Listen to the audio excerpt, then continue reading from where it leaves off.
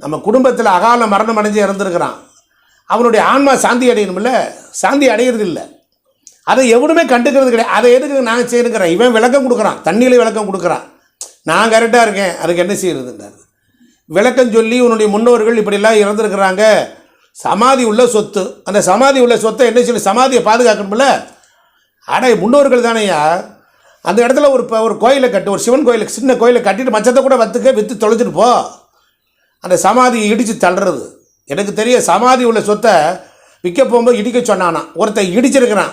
அதோட குற்றாலம் துண்டு தேரெழுத்து தெருவில் விட்ட மாதிரி. அது வரைக்கும் பணக்காரன், அப்புறம் பிச்சைக்காரன். ஒருத்தன் வீடு கட்டியிருக்கான், வீடை விற்கணும். அரசு வேம்பும் பின்னி கிட்டத்தட்ட 100 அடி உயரத்துக்கு வந்துருச்சு. அதில் 2 நில கோபுரம் போட்டு பிள்ளையார் கோயில் கட்டியிருக்கான். பிள்ளையார் சுகமாக வாழ்ந்துருக்கிறார். அதை விட்டு போட்டு இடிச்சிருக்கிறான்.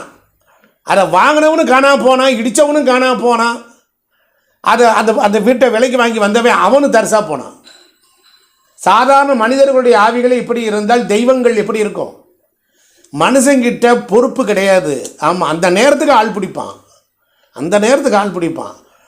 நல்லா கவனிங்க. யாருக்காவது பரிகாரம்னு நம்ம போய் செஞ்சால் உங்கள் பாவம் எங்களை தொத்துது. இன்றைக்கி கொள்ளக்கணக்கான ஜோதிடர்கள் நாசமாக போகிறதுக்கு காரணம், உங்கள் ஜோதிடத்தை உங்கள் நோட்டை கொண்டுட்டு வந்து பார்த்துட்டு உங்கள் ஊழ்வினை கர்மா, உங்கள் வாழ்ந்த வாழ்க்கையினுடைய அதான் அந்த அமைப்பு தான், அந்த கட்டம் தான் அவங்களுடைய விதிகள். அதை பார்த்து சொல்கிறான்.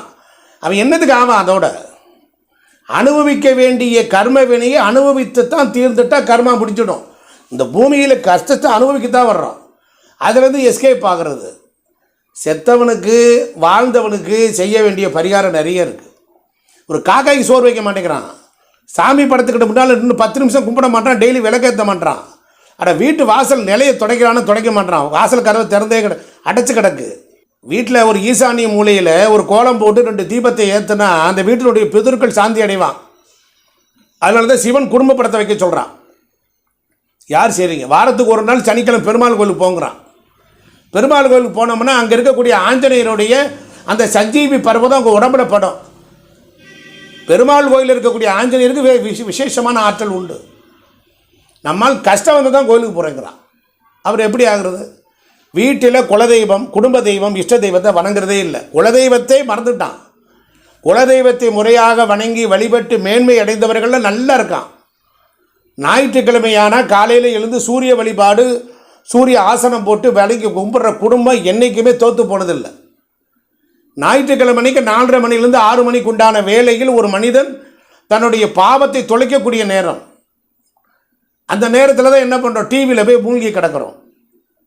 அதே போல் அபிஜித்து முகூர்த்தம் 12 மணிலேருந்து 1 மணி வரையிலும் எந்த செயல் செய்தாலும் வெற்றி தான் உண்டாகும். எதிரிகளை வெல்லலாம். எல்லா எபிசோட்லையும் சொல்கிறோம். குலதெய்வமே தெரியல. குலதெய்வம் தெரியலன்னு என்ன நடக்கும்? குலதெய்வம் தெரியலன்னா ஒன்றுமே பண்ண முடியாது. வீட்டில்